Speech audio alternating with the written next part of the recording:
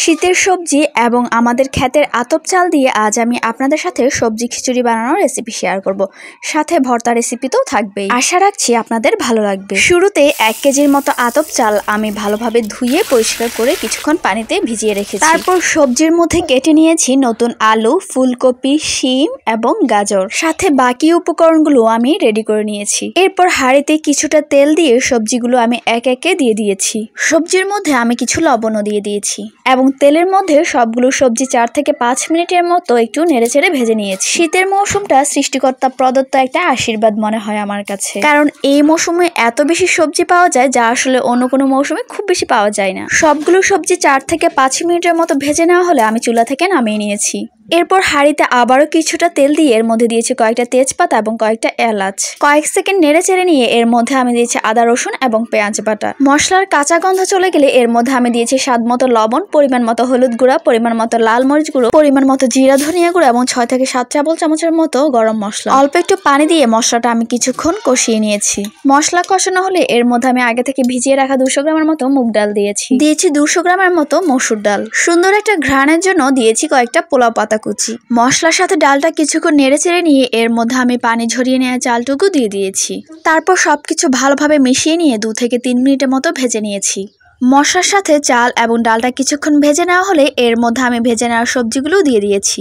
তার সাথে দিয়েছি কয়েকটা কাঁচামরিচ। এরপর চাল, ডাল এবং সবজির দ্বিগুণ পরিমাণ গরম পানি ব্যবহার করেছি। আর হ্যাঁ, এ পর্যায়ে লবণটাও আমি চেখে নিয়েছি।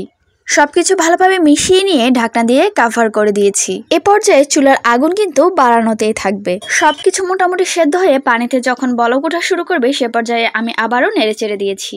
তারপর ঢাকনা দিয়ে ঢেকে এ পর্যায়ে চুলার জালটা কমিয়ে দিয়েছি এবং খিচুড়িতে থাকা পানিটুকু মোটামুটি শুকিয়ে নিয়েছি। শীতের কয়েক রকমের সবজি দিয়ে বানানো এই সবজি খিচুড়িটা আমার কিন্তু অনেক বেশি পছন্দের।